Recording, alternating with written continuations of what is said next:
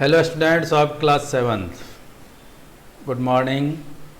We have learned chapter 3rd in science, animal fibers. इसमें हमने ये पढ़ा था एनिमल फाइबर कौन कौन से हैं, तो जिसमें खास करके दो नाम आए थे, एक तो है ऊन, दूसरा है रेशम। तो ये जो है जैसे ऊन, ये किस किस से प्राप्त होता है इसके बारे में पढ़ा था, और रेशम जो है रेशम के कीट से प्राप्त होता है। तो ऐसे करके हमने ये प्रोसेसिंग पढ़ी थी, वूल का क्या है और सिल्क का क्या है। आज जो है हम क्वेश्चन आंसर एक्सप्लेन करने जा रहे हैं। फर्स्ट क्वेश्चन है हमारा फिल इन द ब्लैंक्स। जैसे इसमें फर्स्ट पार्ट है angora wool is obtained from, अब डैश दे दिया, तो अंगोरा ऊन किससे प्राप्त किया जाता है, तो अंगोरा नामक बकरियां होती है, इससे प्राप्त किया जाता है। फिर है दूसरा dash and dash are the two types of camels which give us wool. अब इसमें भी हमें दिया है दो प्रकार के ऊंट होते हैं जिससे हमें ऊन प्राप्त होते हैं। अब उसका नाम लिखना है, एक तो अल्पका और दूसरा है लम्मा। फिर इसमें तीसरा क्वेश्चन है sheep feeds on dash dash and dash. तो जो भेड़ होते हैं ये क्या खाते हैं इसके बारे में बताना है।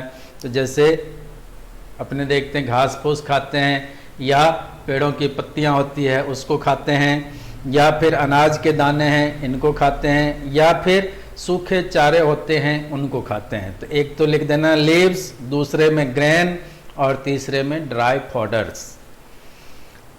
चौथा क्वेश्चन है the caterpillar spins a dash of silk thread around itself. तो इसमें हमने रेशम के कीट का जो लाइफ साइकिल पढ़ा था उसमें 6 चक्र थे, जिसके अंदर लार्वा जो है ये कोकून बनाता है। जिस समय क्या होगा, इसके चारों तरफ रेशम के धागे होते हैं वो लिपट जाते हैं, यहाँ क्या आ जाएगा, कोकून। अब फिफ्थ क्वेश्चन है silk worms feed on dash. जो सिल्क वर्म है यानी रेशम के कीट है वो क्या खाते हैं, तो ये आपको बताया था हमने, सहतूत का पौधा होता है उसके पत्तियों को खा करके ये जिंदा रहते हैं। तो मलबरी लीव्स, मलबरी मीन्स क्या हो गया, सहतूत। अब हमारा सेकंड क्वेश्चन है how do we obtain silk thread from cocoons, explain the steps. हम जो है कोकून से किस प्रकार रेशम के धागे को प्राप्त करते हैं, उनके लिए कौन कौन सी विधियां अपनाई जाती है। इसमें हम देखते हैं जैसे रेशम का कीड़ा है, इसको जैसे एग दिया, इसने अंडे दिया, अंडे के बाद में लार्वा बनता है, लार्वा के बाद में कोकून बनता है। अब कोकून जो है ये इसके चारों तरफ जो धागे बन जाते हैं उस कोकून को क्या करते हैं, गर्म पानी में डालते हैं। तो गर्म पानी में डालने के बाद ये इसको अनवाइंड किया जाता है, फिर धागा इकट्ठा कर लेते हैं। ये फर्स्ट स्टेप है the larva spin A cocoon.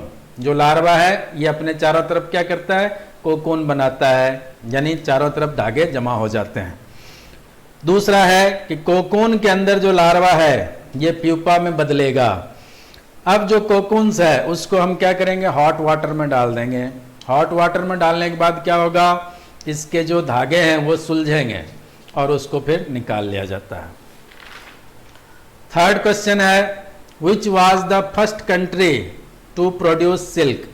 कौन सा पहला कंट्री था जिसने रेशम उत्पादन शुरू किया, तो चाइना। इसमें अपने को नाम लिखना है China. China was the first country to produce silk. फिर हमारा फोर्थ क्वेश्चन है list some occupational hazards of silk. जहां पर हम देखते हैं सिल्क उत्पादन होता है, रेशम का उत्पादन होगा, उस फैक्ट्री के अंदर जो काम करने वाले मजदूर होते हैं उनके स्वास्थ्य पर जो इफेक्ट पड़ता है ये क्या कहलाएगा, ऑक्यूपेशनल हैजार्ड्स। अब इनके लिए हम देखते हैं जैसे गर्म पानी है तो पानी उबल रहा होता है, उसमें जो है उसको जांचना पड़ता है हाथ डाल करके कि ये पानी कितना गर्म है, इसमें जो है धागा सुलझेगा या नहीं।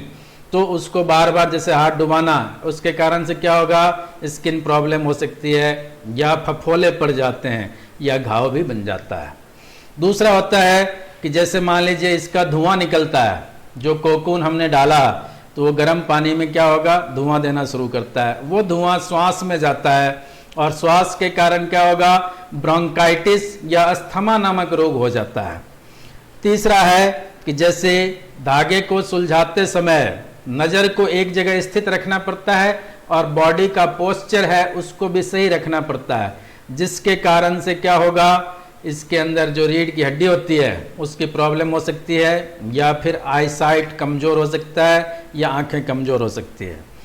और चौथा होता है जो मशीनें चलती है उसमें क्या है, साउंड बहुत तेज होता है, उस साउंड को सुनते सुनते हो सकता है वो बहरा हो जाए, तो हियरिंग प्रॉब्लम्स भी आ सकती है। और फिफ्थ क्वेश्चन है जिसके अंदर कहा गया है कि जो एनिमल फाइबर्स हैं कौन कौन से हैं और इसे हम कैसे प्राप्त करते हैं, उनका नाम बताना है। तो जैसे हमने पढ़ा था कि एनिमल फाइबर मुख्य रूप से दो ही है, एक तो वूल और दूसरा है सिल्क। अब जैसे वूल है ये किससे प्राप्त हो सकता है, भेड़ से, बकरियों से, ऊंट से और जो याक है इससे।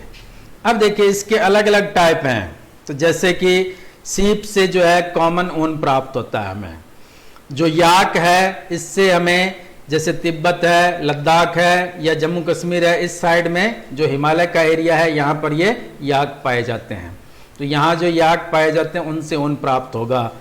फिर आता है अंगोरा। अंगोरा ऊन जो है ये अंगोरा नामक बकरियां होती है उसके बालों से हम ये प्राप्त करते हैं अंगोरा ऊन। फिर आता है पश्मीना, ये भी जम्मू कश्मीर में पाए जाने वाले जो भेड़ बकरियां होती है पश्मीना नामक, इनसे ऊन प्राप्त करते हैं जो पश्मीना कहलाएगा।